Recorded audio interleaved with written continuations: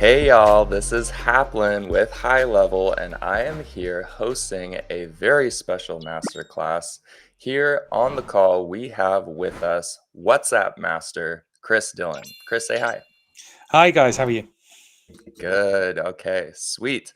We're so happy to be here. Like I said, this is going to be about WhatsApp. Chris Dillon is WhatsApp extraordinaire inside of High Level and has graciously made himself available to teach us, to teach the community what he knows about using WhatsApp in High Level, how to get results with it, how to implement it, set it up, and launch.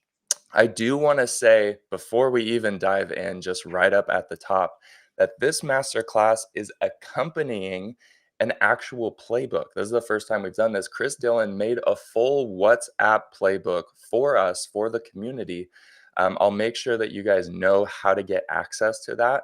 But it's a great supplement to this masterclass that we're doing because we're going to brush on the surface, talk about some strategic elements, um, and teach you guys a lot in this masterclass, but there's even more that's in the playbook. So if you head over to our university, you can watch a full recorded course, a walkthrough, an implementation playbook on WhatsApp for High Level that Chris has made for us and for the community. And so this is a great pairing. Once you're done watching this video, if you want to learn more, if you want to go in depth, actually get a step-by-step instructions, click this button, then click this button, then click this button from start to finish.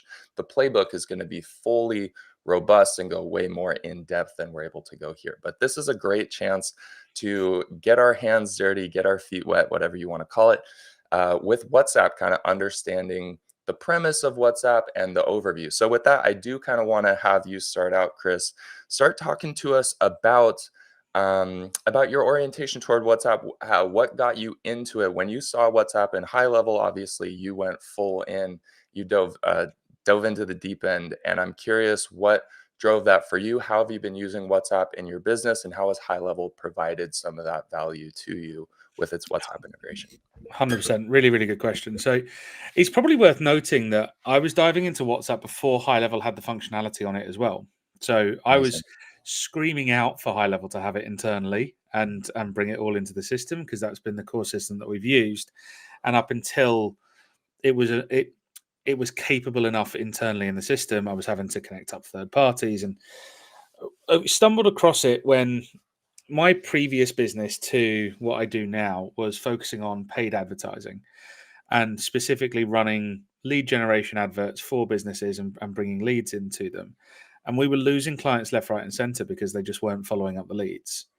And we understood the importance of that follow up, which I know is talked about in a lot of other masterclasses and pretty much echoed throughout the high level universe that follow up is your most profitable avenue that most people neglect. And having a look at the different ways to do that, the different ways you get engagement, the ways that you can get replies, kind of across the board. And for us, email is good, and when it's done really well, it can be done really well. That makes sense. When it's done really well, it can be implemented and have good results. But when we discovered that WhatsApp had the capability on Meta's side to be able to automate messages out and make them interactive, it just pales. It makes email's engagement rate look minuscule at that point. One of the stats I was researching in advance of the summit before the talk was the average click-through rate on emails will be hovering between sort of 2 and 3%, that kind of mark. The average reply rate for WhatsApps when you've got buttons in them is over 55. Now Wow. the open rates are in the 90s for both SMS and WhatsApp. They sort of hover a lot lower for email as we all know. And again, you can bump up those open rates, but there was a stat I read which is 80% of every single WhatsApp message that is sent globally, of which there are 100 billion sent globally, is opened within 10 minutes of it being received by the device that's there. Wow. So I've always looked at across the entire marketing world of where is people's attention? Where are they spending their time? What There's no point running an advertising campaign for something that isn't relevant to the place that you're putting it. I often say over here in the UK, I'm a big football fan. I know a lot of people would say soccer that are watching this, and I'm not going to start that argument in the comments, I promise. But if you're advertising something that is, let's say, advertising a school theatre group outside of a football crowd, the chances are you're not going to get a huge amount of bites. And if you're advertising outside of a school with a burger van, you're probably not going to get too many people buying it. You need to be where the customer's attention is. And WhatsApp seemed to be where most of the engagement and interaction was. So I was overjoyed when the functionality was put into HighLevel that we could send these media rich messages that made engagement incredibly simple and generated conversations. Because that's ultimately what we want is all of us will know it's a lot easier to grow our business, make sales, increase customer service, onboarding, all of these things that we'll talk about by just simply having a conversation with somebody. And WhatsApp outside of the US is hands down the leader in messaging platforms globally. In the UK where I am, it's 82% of all internet users are on WhatsApp. Wow. Average WhatsApp user spending 61 minutes a day looking at WhatsApp, which, when you consider it is just purely a messaging platform and they're just on there to message, is a huge number. In the US, it's 100 million users and growing at the moment. They passed 100 million users, I believe, at the start of 2025 or the end of 24. So it's growing. And definitely, if you've got anybody that is outside of the US, WhatsApp is the default, uh, especially in South America, Latin America, almost all of Asia.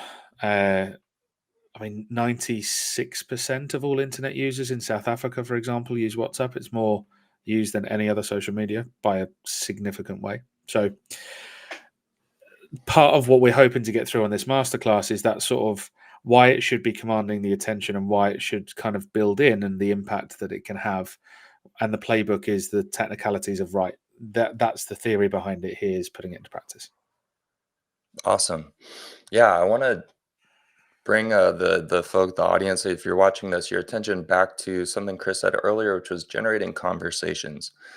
This is something I can definitely connect with. I'm in the US, so I only just got a WhatsApp account a couple years back, maybe, but I'm a newer WhatsApp user. But like you said, it's growing in the US too. But even if you're doing SMS in the US, that's fine. But outside of the US, like you said, WhatsApp is dominant in terms of that conversational channel.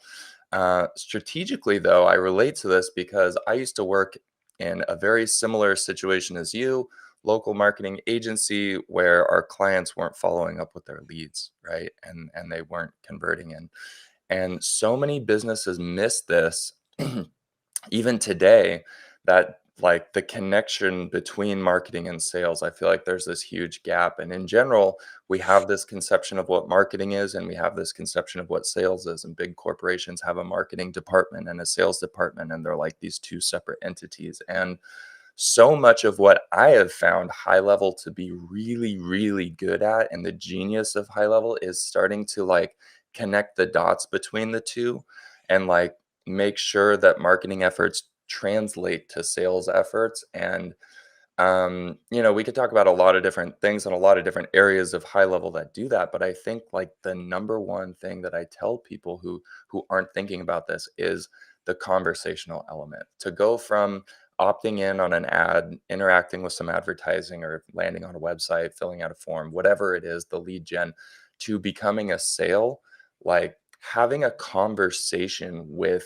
that business is one of the greatest predictors of moving forward in the sales process. Yeah. And so, if you're not thinking about this now, it's time to start thinking about this. If you're doing lead gen, if you're running leads, making sure as many of those leads as possible have a conversation with you. And there are multiple different ways to do that. There's not necessarily only one solution to having a conversation, but like 100%. Chris said, email is a lower open rate and a much lower click through rate, lower response rate. And then even in experience, what you find out is even people who do respond, it's not a very conversational channel, right? Yeah. Like even the 100%. people who do engage with it, it's kind of a one way newsletter information, and then you can click through and land on a landing page. It's good for that sort of stuff, but it's not great for conversations. And what we've found is that having a conversation with the lead is like a massive predictor of them building trust, feeling like they have a connection. The sales, the psychology of sales, they build so much momentum by having that conversation.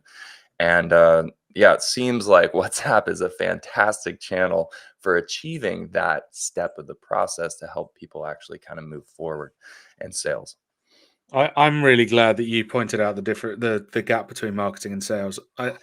I talk about this all the time, and you're one of the few people that has actually pointed that out before I do. Nice. The Okay. and the way that I phrase it, you've hit the nail on the head. That especially in bigger corporations, marketing will typically blame sales for not converting the leads that they're sending there, and sales will blame marketing for the quality of the leads that are coming through. And the problem is that gap between the middle bit is the customer's experience. Hmm. So I talk a lot about the book that I've written. I sort of lay out what these theories are throughout it, and one of the chapters in the book is reminding you that your leads are human beings; they're actual people. I think sometimes marketing campaigns forget that. Hmm. They'll look and see, oh, I've got 100 leads have come in this week. You're like, well, so 100 human beings have responded to you. Like they have actual lives, and if you're sending them an email and then going, oh, they haven't responded, there are umpteenth reasons why that would be the case. And you'll get my personality and my sense of humor through this, and I almost have to apologize for it sometimes beforehand. But I ask people very regularly, all right, if you call a lead that's come through on the system and they don't pick up, do you think they're not interested? And very often in the rooms that I'm in, people will go, yeah, they would have picked up the phone otherwise. And I was like, there is an equal chance you called them while they were in the toilet. Now, Amazing. the different bit is if you think about it like that, it changes your mindset towards the next follow up. And what WhatsApp allows us to do in terms of filling that gap, and I'll talk about how we use video content in there and how the buttons and the quick replies really make that conversation go a lot further. Is I want to make it hyper easy. The analogy that I use, which I'm realizing when I'm speaking to a US audience, is sometimes different because in the US, when you learn to drive, you're almost exclusively learning to drive in automatic cars. Whereas over here, we have what I think you would call a stick shift. Yeah. When you're driving a stick shift, for those that drive one, you'll What do you realize call it, by the way? just a manual car. Manual transmission. Yeah. Fair enough. So when we're in a manual, the amount of time we spend in first gear is minimal. And I want to compare this to a sales process and the Hmm. conversations. So you in any journey that you're doing, and if I relate a car journey to the sales journey, the amount of time you spend in first is so fractional compared to the entire journey. But if you don't start in first, usually you stall the car. Right. Now, sometimes you could start in second. Very rarely you might be able to start in third if the car's going downhill and you already have really strong momentum because it's a really hot lead from a referral process. First gear is about how many things that I can do that will stop them dropping out of that sequence. And when you're in early doors in that sales process, the tiniest thing can put somebody off. Now, one of the things that I talk about is the importance of video and WhatsApp, and I kind of want to stress that because you just don't get that functionality with email. You can put videos in email, but it relies on them clicking through and opening wherever it's hosted, and you're not attaching one because otherwise it would fall into every spam folder in the world. Mhm. Loom videos actually do quite a good job, and I've seen Loom. I know there are other brands out there where you can do recordings and people click on links. You're still relying on them going out of their way to take an action that they might not be ready to because they're still in first gear. Yeah. So I want to share one of the slides that I have for the at the summit as Level a up. bit of a level up, yeah. And if you saw me do the talk, you'll understand the point that I'm making here.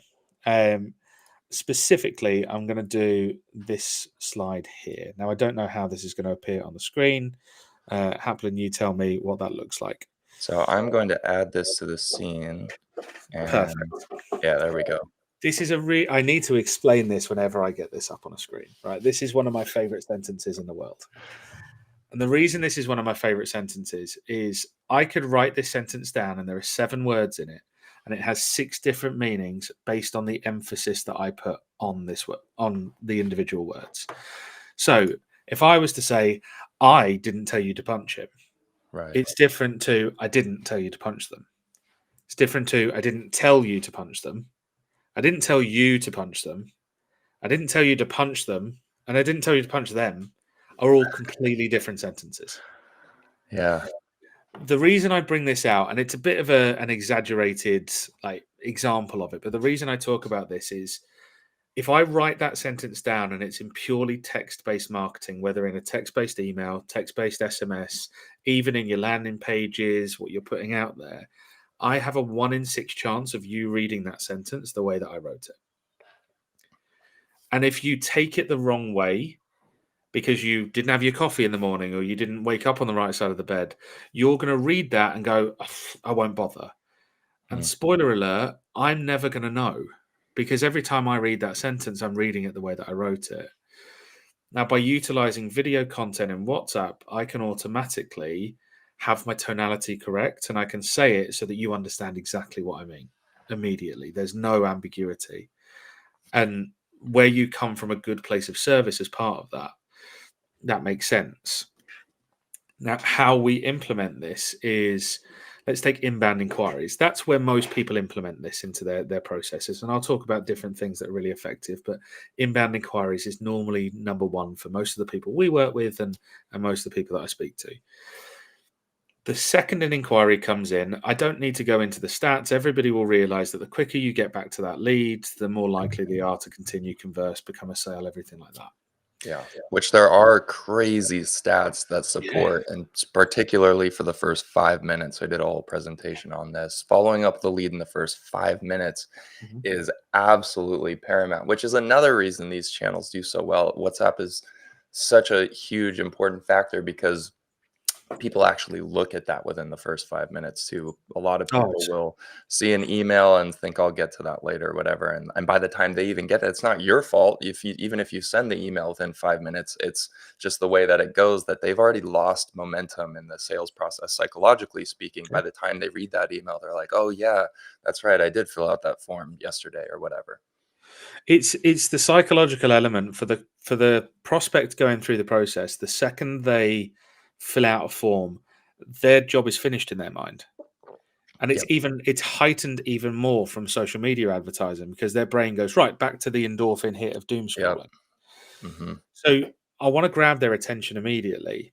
And I think Alex Hormozy shared a few videos recently where he talks about a company that he's worked with who has like a 55% close rate from lead because they pay one member of staff and her sole job is to call every lead within 60 seconds.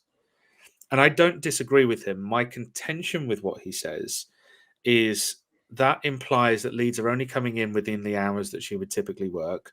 You're not calling a lead that inquires at 1 o'clock in the morning, no matter how good you are. And it relies on the fact that the volume of leads she's taking in means that she isn't on a call with another lead at the time where another lead comes in.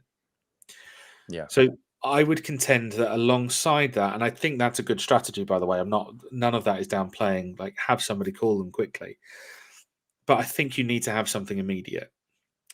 And if at the point at which somebody's making an inquiry, your immediate response is a WhatsApp that can go within 10 seconds, that has a video of you that looks something like, "Hi, Chris here. Thank you so much for putting the inquiry in. This video is going to explain all of the next steps and also answer a few questions everybody normally has at this stage. And if you want to skip the step where we try and call you at a time that doesn't suit you, press the button below and you can click in and book some time with us." And then you answer the FAQs, frame your fees. What you're doing is you're taking somebody's attention from what might have been a minute or 2 minutes from having seen the initial contact or website, and then turning that into 3 or 4 minutes because they're watching you. They're building trust. Like they can hear a human being's voice. None of the words are being misinterpreted. And you're leading them towards engagement, nice. which kind of neatly comes onto things like quick reply messages and quick reply buttons, I should say, in the Yeah. template messages that you can send on WhatsApp, which we'll talk about in a couple of seconds. Yeah, totally. I mean, that's this. I think this is a great time. I think we've talked a lot about the strategy. Um, And now we're kind of starting to transition our way into some of the tactics, and I think that's a great place to go next. I'm curious if you, yeah, like, obviously, for any business who's not currently implementing conversational follow-up, uh, this is like a 0 to 1 change. Just, like, turning that on is the most important thing that you can do to increase Yeah. your lead conversions down the sales pipeline, right? So we've kind of addressed that. But once you have turned that on, I'm sure that there are some tips and tricks. You just explained the importance of video and how that can help. I didn't tell you to punch them, right? Making sure that you're getting the right message, the right tonality, and also like building trust, reinforcing your brand identity with the with video, more rich media, right? But I'm sure there's also other some do's and don'ts or tactics or tricks or things that you have discovered along the journey that I'm sure would save a lot of agencies a lot of pain as they are implementing, trying to get started on the right foot, knowing the right way to do this thing. I want to re-emphasize for people watching that if you're not doing this right now, that's the wrong way. Just turning it on is the most important thing that you can do to start getting results. Even if they're not optimized, even if it's not perfect, even if you don't have a video, follow up with your leads, get them and get them all a WhatsApp message, right? If you're in that market, or SMS, or another channel if you're in a different market. But, yeah, so I don't want anybody to have any excuse of like, "Well, I'm not doing it perfectly like Chris is, so I better not follow up," right? The most 100%. important thing is to be following up. If you turn it on, even if it's not perfect, you're gonna get results with it. Yeah. That said, the next step is to think about optimizing and what is the actual tactical approach to implementing. I'm curious, Chris, if you'd be willing to walk us through like your approach to what an actual implementation for a WhatsApp follow-up message looks like, what a campaign looks like, and kind of show us what your approach to implementing WhatsApp in HighLevel.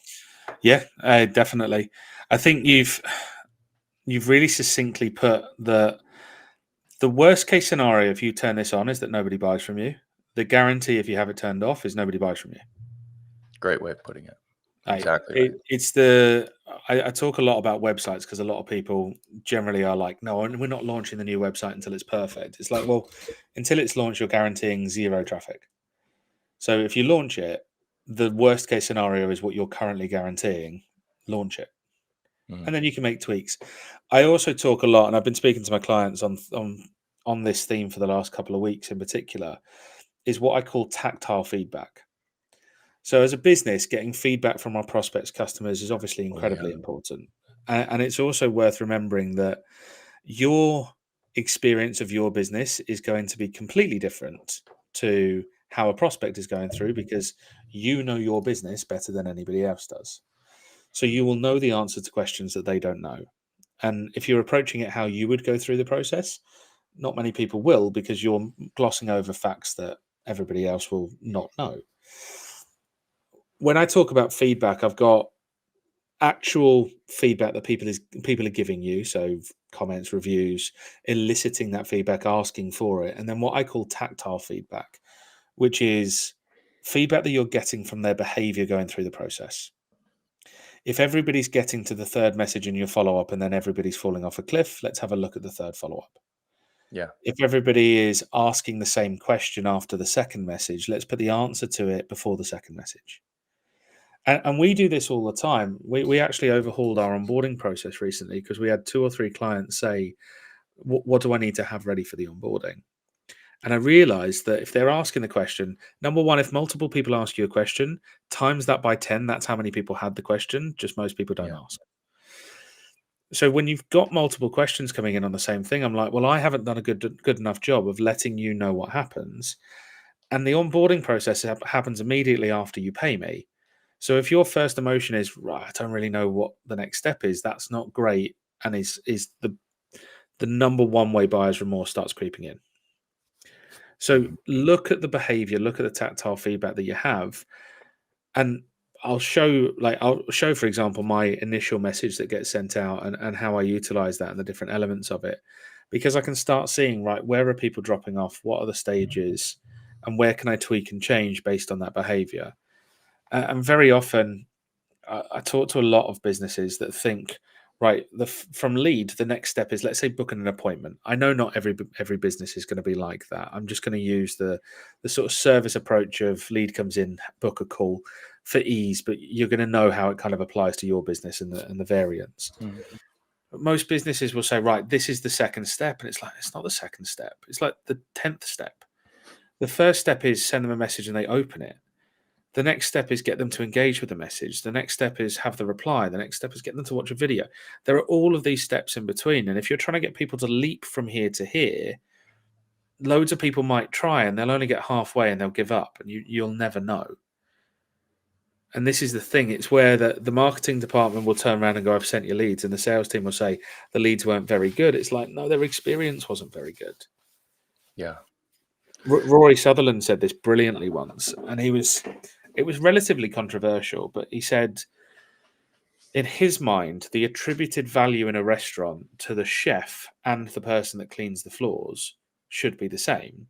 And Mm. obviously, in reality, they don't get paid anywhere near the same. Yeah. But if you walk into a restaurant where the food is lovely, but your feet stick to the floor because nobody's cleaned it, that's going to have as much of a detrimental impact on your experience as a lovely floor but crap food. Mm. So the the experience is really important. And humor me with a bit of an exercise that I do with a lot of people. Haplin, think about your favorite restaurant. So think about everything about it, the one that you go to. You don't have to tell me what it is, but think about all of it, how many times you've been there, the experiences, the memories, the service, everything that you Yeah, have there. I wanna get fully immersed in this. I am a yes man for this type of game, I love it. Are we talking, like, my favorite, like, a go-to kinda cheap hole in the wall, like, family neighborhood type thing, or, like, my favorite, like, the nice restaurant, like, my favorite.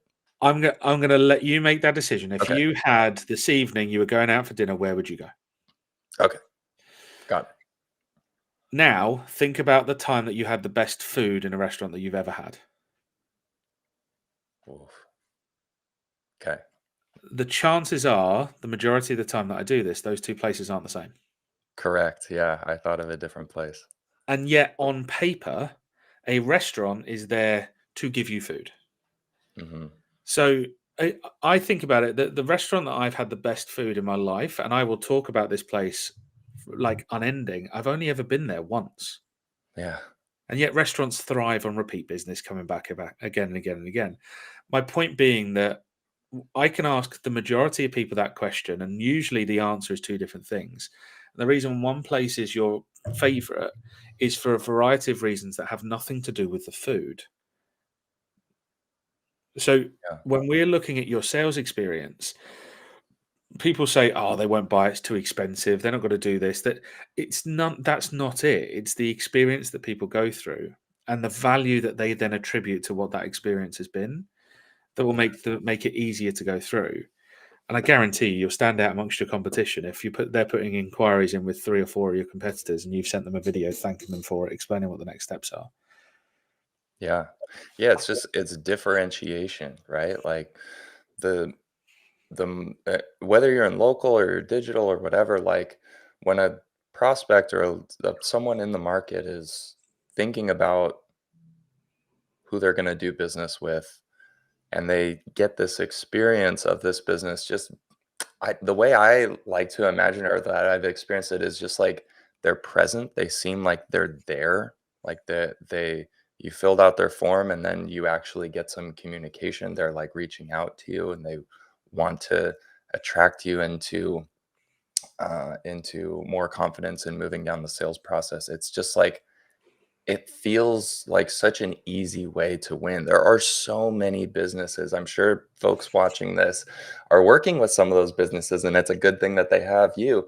Businesses who are just like not present, right? They're not actually present. They don't seem to care. They don't seem to treat their leads like real human beings, right? Like you had said earlier. It's there was a restaurant, I can't remember the name of the restaurant, so forgive me, but there was one based in London, and they were a new restaurant. They were sort of your top tier Michelin star kind of restaurants. and the owner of the restaurant sent the staff to like the restaurant nearby that was like the highest rated. Mhm. And afterwards, he asked them about the experience, and everybody talked about all the amazing things. And he said, right, what was one thing that you thought was negative? Because instead of trying to copy all the things that we look at somebody doing really well, let's look at the things that you didn't enjoy. And one of the staff members said, well, I'm a beer drinker. And whilst there was a whole wine list, there was Mhm. only 3 or 4 beers that were on tap. So I didn't really have much of a choice on that. And somebody said the coffee was, it was a coffee. I didn't get the chance to sort of have different types. And they basically pointed out really small things. And he said, right, you are the beer connoisseur for us.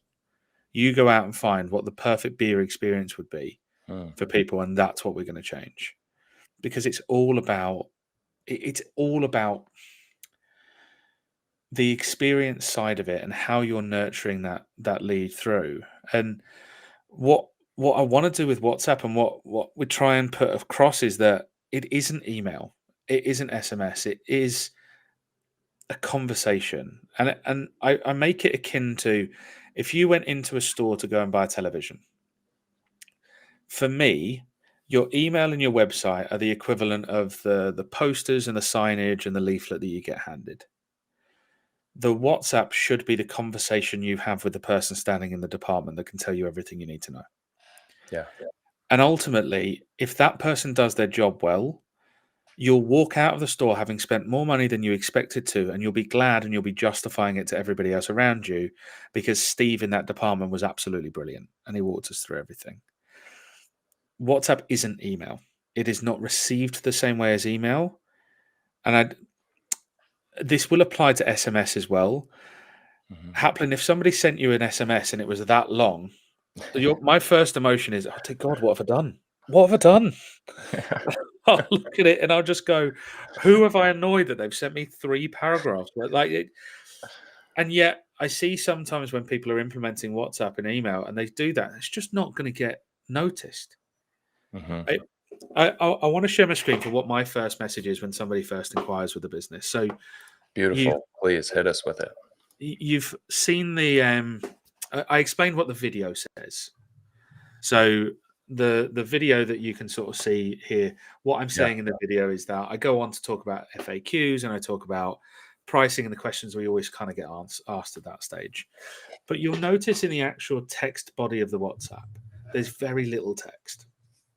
It's welcome to WhatsApp automation for businesses.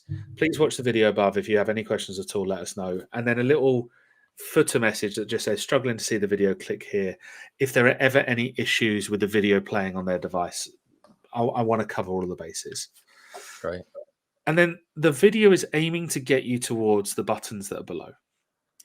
Now, I'm going to sound like a bit of a hypocrite when I say this bit. I said that I don't believe from initial lead to booking in a sales call is that first leap. But you'll notice I have a button there for it. Mhm. Book a consultation. Yeah. Very certain personality types, very, very direct personality types, will just be I don't need the fluff. I know what I want to book a call. For Mhm. them, that's the reason that button is there. That's one of the 2 reasons that button is there. That's like, being able to start the car in 3rd gear if you're already headed Yeah. downhill, that situation. Right. If Yeah. I get an existing customer send somebody my way, they've already kind of been sold to by my clients before they come to me. So they might have already seen what the client is doing and how they're implementing it. So they don't need a demo on my side of what it looks like. Yep. Now, one of the little tricks that we can do in the system is all of the 3 buttons that you see on the right hand side there, the automation demo, book a consultation, and our services, are what are called quick reply buttons. So they're Yep. buttons that you can add at the bottom. You can actually have up to 10. I don't recommend any more than 3 because if I was to add a 4th message here, it would just make the 4th button see all options and you only get 3 anyway, and it just doesn't feel as Oh, good. I see. It automatically just the 3 is the max Automatically you'll see condense it. unless you do click Yeah. all options. That's a great tactic right there. Like, just these little bits of wisdom that come with experience of like, "Hey, if you do more than 3 buttons, then it's gonna collapse them anyways." Yeah, yeah, great value. There are some scenarios where that makes sense, but generally speaking, in the context that Mhm. we're talking, just keep it to 3. Um, Now, one of the tactics that we can use is when somebody presses that button, the automation from a technical side, and the playbook will go through this in more detail. I'm just going to gloss over it. But we set up an automation that is looking for somebody pressing that button. The automation is customer replied, and we filter out the exact words of that button through the channel of WhatsApp. The playbook will touch on exactly the technicalities on how to do that. So when that button is pressed, I can send another message in response. But I can do more than that, because then pressing that button is a trigger point for an entire workflow. So internally, if somebody presses the book a consultation button, not only do they get a response, their opportunity also moves to a stage of soft interest or indicated. Yeah. There's also a task raised for the sales team to call them. They're also tagged with sales interest. Their engagement score goes up by 20. Like Wow. somebody that clicks the I'm interested in booking a consultation, they light up like a firework in our system for us to go and call them. Amazing. So Like internal notifications and tasks yeah, and that sort of thing. Wow. if you, I'll come back to this message in a second, but one of the perfect examples that we have is, let's go into WhatsApp keywords, and I need to reschedule. And just so you guys know, Chris has got a lot going on this screen right now. I speaking from personal experience as a high level customer, my workflow set does not look quite that big. And what you'll learn in the playbook is not necessarily going to be that robust. I hope nobody's feeling Oh yeah, overwhelmed no, with it's that. not. A good like set of a couple solid workflows that you use Yeah. all the time is the way to go for sure. But definitely, Chris, you have built out quite a workflow set Oh, there. there's one that I sent to one of my colleagues earlier on, and I said, "Do you want to have a minor heart attack? Come onto my screen at the moment." And that shows it was there. And she just went, "Nope, nope." So, Yeah. this is a bit of an example, right? When we send out meeting reminders, and I'll talk about the 3 top use cases that I would recommend, is when somebody wants to reschedule, they'll press the button that say, I need to reschedule," and yes, it sends a simple WhatsApp back to them. But then Mhm. it also looks, right, do they have the client tag? And if they have the client tag, notify Neve in the team, who's the office manager. She'll then go and reach out to them and make sure that if they haven't rescheduled through the links that we've provided, that she's proactively going and doing it. And you can see it raises a task as well. Mhm. And if it's part of the sales process, so they don't have the client tag, the entire sales team get notified and the opportunity moves to a different stage, which is contacted action to be taken on our side, and a task is raised for the head of sales. So you're starting to, this is what I mean by those behavioral identifiers, that tactile feedback, what's happening at what stage, and how you're going through it. Yeah. And what I want to do is I want to take people on that bit of that conversation journey, shall we say, where I'm eliciting them to just press buttons and start engaging. And the automation demo that you see in that message goes brilliant. Here's an example of how it can work. I'm going to get you to pick a card, and they get to the choice. The 2 buttons on the next message are red or black. And if they press black, it'll go brilliant, spades or clubs. And then if they press either of those 2, it'll go king, queen, or ace of clubs, for example. Mhm. It'll then say, what's the point in this? Well, I've got you to go through this journey, and I'm calling people out because I get to show off because this is what I provide. But I'm calling Yeah. people out. Number 1, I've just got you to reply to 5 WhatsApp messages. And if I attempted to do that with email, you would have had an aneurysm and nobody would have gone anywhere near it. Right. Number 2, I could be using this process to qualify people in and out and only present them to book a meeting in with the team or take the next step if they meet certain criteria I've laid out before you've even spoken to them. Mhm. And number 3, I've got them to build trust and I've captured their attention, again, what I was talking about earlier, and kept them in conversation for longer with them being fully aware it's an automated process. Yeah. So normally what happens at the end of that is they pick a card. I say that there are 3 buttons that say, I could use this. This might be useful. I will never use this. And this is important. I want to qualify people out as much Yeah. as I want to qualify them in. And the ones that say, I will never use this, they get tagged in the system, not interested. Brilliant. Thank you for telling me. Goodbye. Yep. But the ones that say, I could use this, brilliant. Next steps is for us to book a call. Here is the link to go and book a call, which they already know that's the next step because I said that in the video and there was the button in the first message anyway. Beautiful.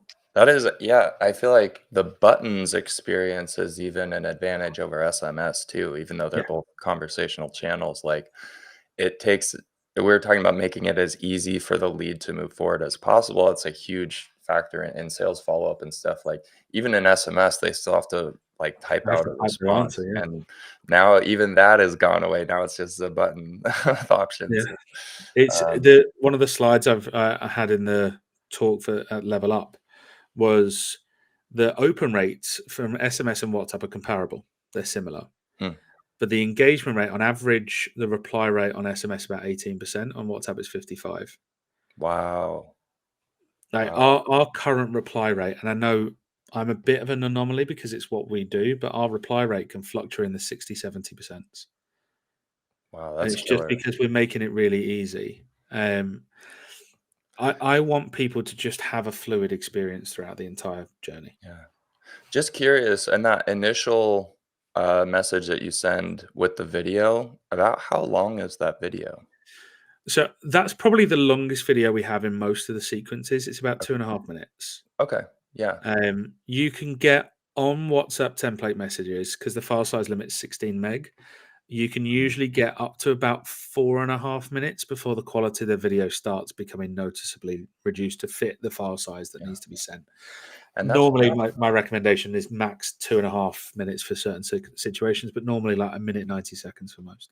yeah, I imagine that's a really good constraint. I was thinking that, especially for an initial message, it's probably, like, the shorter the better, to just try to get people to take that next step, keep them engaged. Obviously, I'm sure that, like, the tone of that video is very much like, stay with me," because Oh, that's where it's most important to kinda once they move past that, then they'll be building momentum, right? it's similar to social media. The first Mhm, 10, 15 seconds of the video is the most important. You mhm, get a little bit more rope with WhatsApp video to capture their attention because they're in the platform, they're not scrolling past it than yep, you would a normal social media one. that makes But sense. it's why if where I was doing the recording, I was saying this video is going to lay out the next steps and answer a few questions that you always have. That one sentence I have in the video keeps them in because they have unanswered questions and they know, oh, if I stay, then you'll answer the question hopefully further down the line. Yeah, I think that's a good piece of advice too hidden in there is, like, tell them what you're going to tell them and make sure that what you're gonna tell them is gonna be really valuable. So you say, "I'm gonna show you blah, blah, blah," and make sure that blah, blah, blah is something they really wanna know, and then they'll stay and watch the Yeah. video. The Um I was going to talk about the top sort of how the best ways that I've seen to implement it and the sort of use cases for it. Because I think that's something I always get asked is how do you go like where would you put it into practice? And we've focused a lot on like inbound inquiries because that's let's be blunt, that's usually where people get the most return on putting it in because they see an actual financial it leads to sales. mhm, totally. For for me, there are 3/4 that I think are the most important. The inbound inquiries is definitely one of them. Meeting reminders and things Mhm, like webinar reminders, basically a reminder series for an appointment that they have booked. Um, we've got a. I remember when we first onboarded a client that was with us. This was a couple of years ago. They actually had somebody on hand whenever they ran their webinars for the 30 minutes before it was due to start to basically deal with any technical queries like I can't find the link, I can't get in, I can't log it, all of that kind of stuff. And the mhm, first time that we put WhatsApp in, which involved a video being sent to them the day before, laying out everything that's going to happen on the event, on the webinar, on the yeah, sales call, whatever it looked like, and explaining that, and also typically asking a few questions beforehand and getting them to go through a bit of a chatbot similar to my pick a card one. Um, when he messaged us 5 minutes before the webinar was due to start, saying nothing's working, nobody's turning up, nobody's asked any questions, and he was panicking that nothing had gone out and nobody was going to turn up. And actually, all of the questions that he was there to answer were being answered by the automation, and they had a 20% higher turn up rate than they would normally have. And nobody asked for the link. His show up rate amazing. went from about 42%. It hovered between 42 and 50, and the show up rate went up to 63%. Wow. So, and the conversion rate, he also noticed the conversion rate after the masterclass had gone up as well because people were primed that there was going to be an offer in the videos that were being sent before the actual thing started. So it didn't come as a Yeah, surprise. and it's yeah, they're being primed, and also it's just, like, more connection points, more sales momentum is being built. Sales psychology-wise, the people are like, "Oh, this business is clearly on it. They are prepping me so well for this." Like they feel more connected before they've even got on the webinar. They feel like there's already trust building. Like the sales momentum builds when the business is just present, when it's Yeah, reaching out to them, when it's on top of its stuff. It's very professional, right? There's so much trust that's built up in a solid, responsible reminder sequence. yeah. And it's again, it goes down to the attention.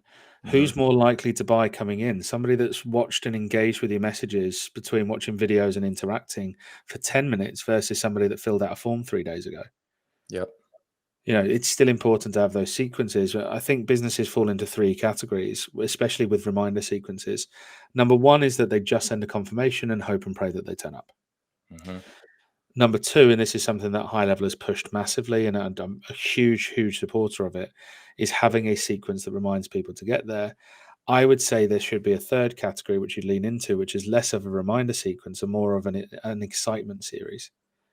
Yeah, like a What can I ramp put up. in that yes is reminding you of it, but also going, tomorrow's the day.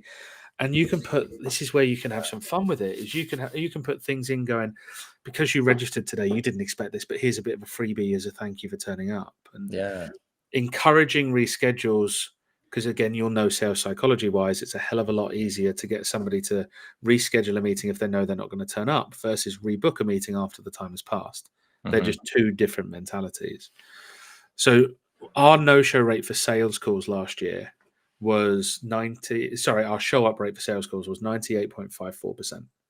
We had a less than Wow. 2% no-show rate on sales calls. That's unicorn status. That's It was crazy. it's I put it down to two things. Number one, the sequence when they first came in did a really good job of explaining what all of the next steps are and why you would be booking a call in the first place, and seeding fees and making sure that people were qualified.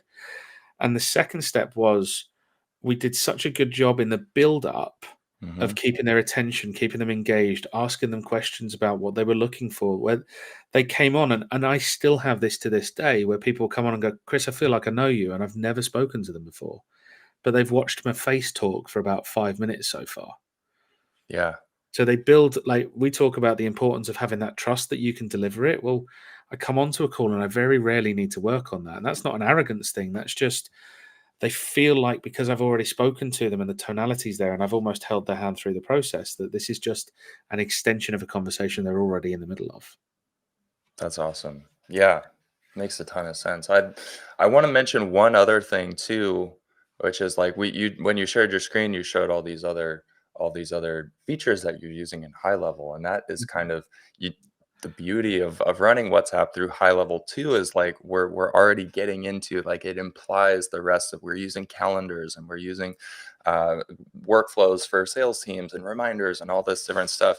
You said you were running WhatsApp even before high level had WhatsApp, and I'm sure that was an interesting journey and that you got great results with it. But I just want to reiterate that this is such a great launch point, a springboard into using other features in high level too. There is a Yeah. huge difference between just like the Alex Hormozy method of making sure every lead gets called, like just having a dedicated person calling, or even if you applied that to WhatsApp, you could have somebody spamming out, thumbing out messages on WhatsApp to follow up with every lead. You could implement WhatsApp for a business that way, but with the beauty of high level workflows and the WhatsApp integration in high level, it syncs up with all of these different fantastic features that allow us to just compound the results and exponentially um, increase our usage in the way that these features talk to one another with calendars, with internal notifications, with calls, with AI, having AI manage Yeah. conversations for us, et cetera, et cetera.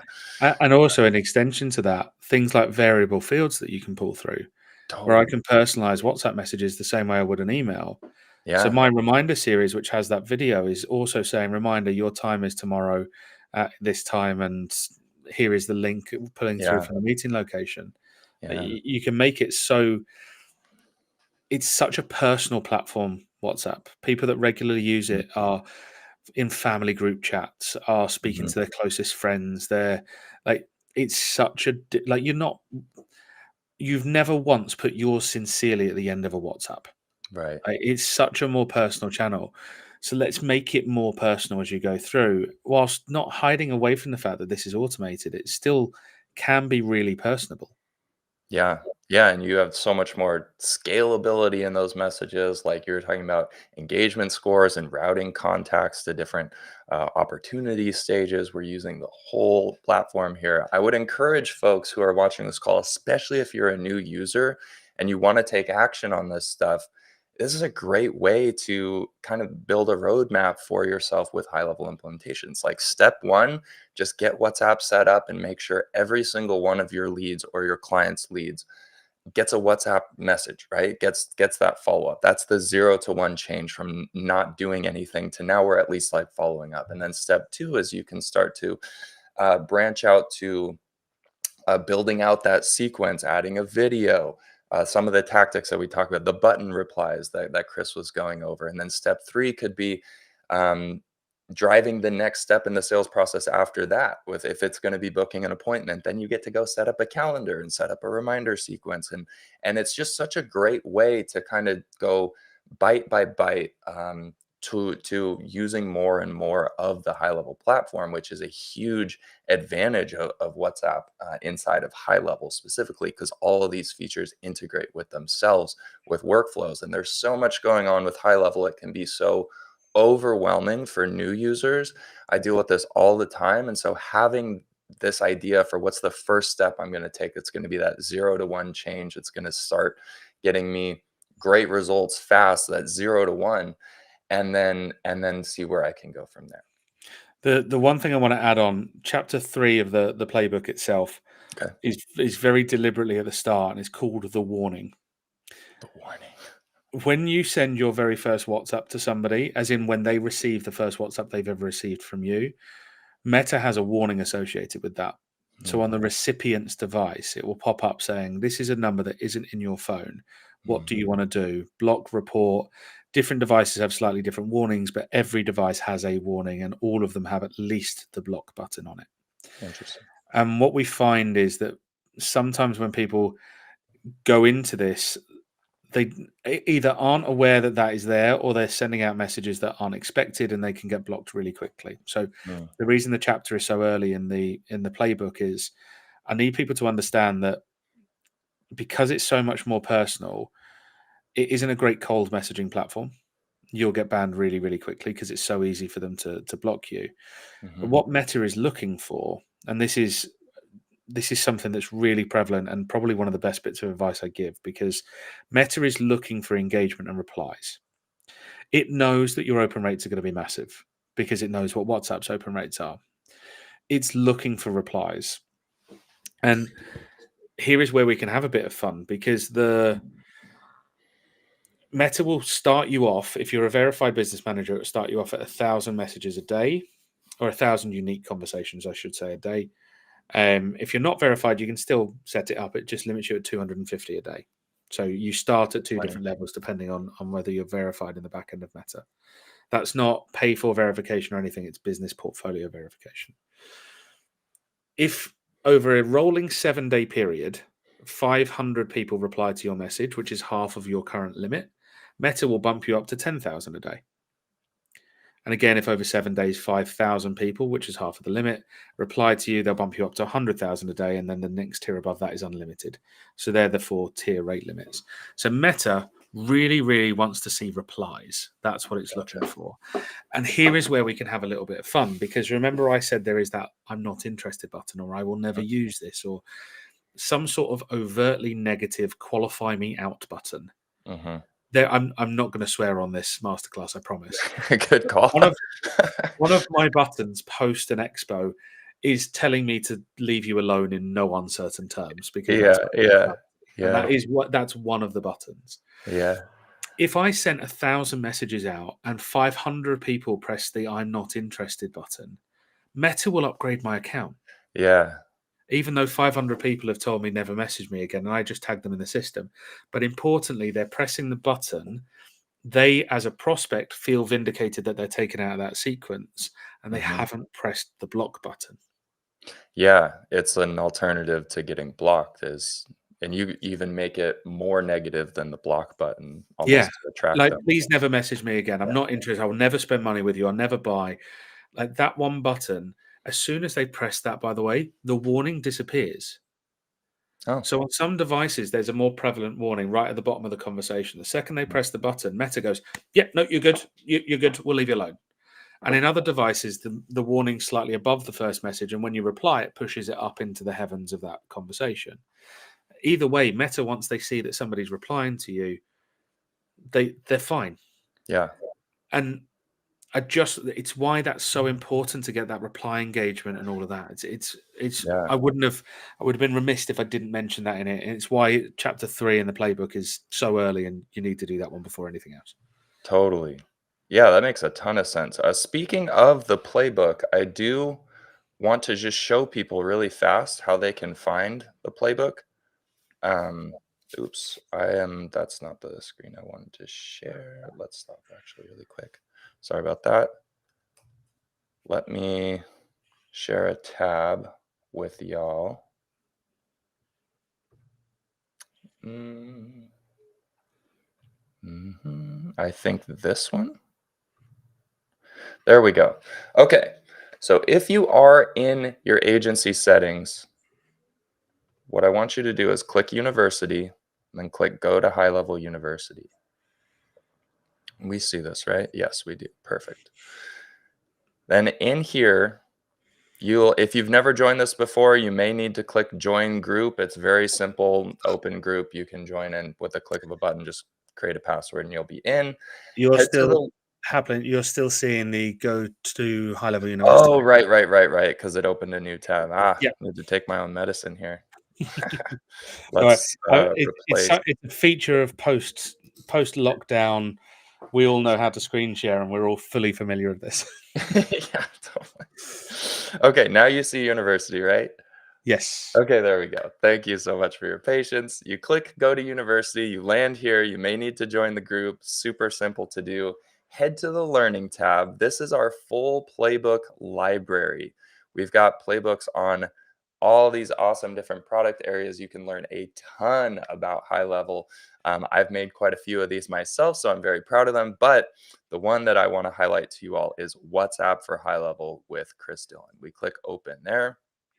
And it takes us into this beautiful playbook that Chris has put together for you guys that's going to go way more in depth than we were able to go on this masterclass. This whole masterclass was like an introduction, but then we have all these different pieces of technical implementation. And, like, just for example, here's the warning that he was talking about.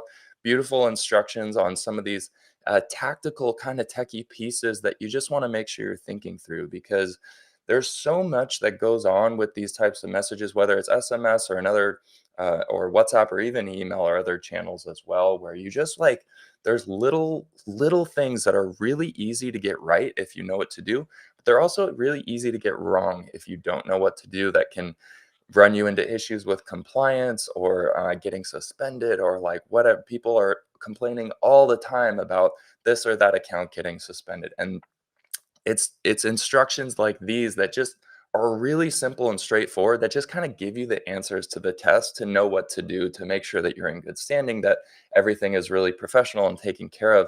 And that's another reason why, like, high level is so great with these types of channels, is because a lot of this stuff is baked in: the opting out, do not disturb functions, and making sure that you're staying like respectful and responsible in the way that you're following up and not spamming people, etc.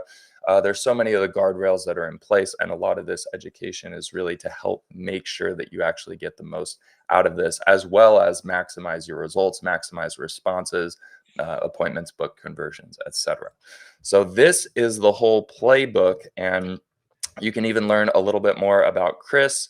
And yeah, can they even get in touch with you, Chris? I believe so. Well, you can definitely WhatsApp me. I can tell you that. Yeah. Amazing. Yeah, these are fantastic, fantastic modules. Oh, here we go. This is what I was looking for. Find Chris on the high level directory. Chris is a certified admin as well. So if you can click through to get in direct contact with Chris, if you think you need a little bit more help with WhatsApp, or you just are thinking to yourself, this is too much for me to deal with, I don't have the time, I'd rather outsource some of the work to get WhatsApp set up, but you want all these results, you can have a conversation with Chris and his team via the links beneath some of these modules here. So I just wanted to yeah, shout you out and promote you a little bit. I know we didn't plan on that, so I hope that's okay that I give you a little bit of More than promotion. okay. I appreciate that. There you go. Okay, so that is the WhatsApp playbook. And I cannot stress to you enough that this masterclass has only just touched on the surface of some of these issues. I hope that you got a ton of value out of this. If you're watching this, definitely your next step is to go watch through the playbook so you can actually get to implementing with detailed screen shares about how to set up that message, how to set up buttons, how to go about thinking through your WhatsApp setup. So as we kind of wrap up here, I just want to pass it to you one more time, Chris, if you have any final thoughts or bits of wisdom to leave us with. I think the final thought is the more conversations you have with people, naturally, the more conversions you're going to get. And we talk about a numbers game, and I think sometimes people conflate numbers of leads versus number of conversations, Hmm. and they look at what their process is, and we have this thing with marketing campaigns where if I get X amount of leads in, I'll convert 3%. Okay, so next time I'm going to spend the same amount of money and get another 3%. Well, my contention would be, what if you got 6%? And what if you looked at the experience and had more conversations? And yes, it's a numbers game, but I don't think it's number of leads for the most part. I think it's number of people that you get to converse with. The more you look at the experience, the more you'll realize that you can make all of those other marketing efforts go a hell of a lot further by just thinking that your leads are actual human beings. Fantastic stuff. Awesome. Thank you so much, Chris, for being willing to come on and teach us, share your wisdom and knowledge. We're all so grateful for you. Let's make sure we thank Chris in the chat. Make sure we extend some appreciation to him. This has been another fantastic masterclass on WhatsApp. My name is Haplin. I will see you in the next one. Bye, guys.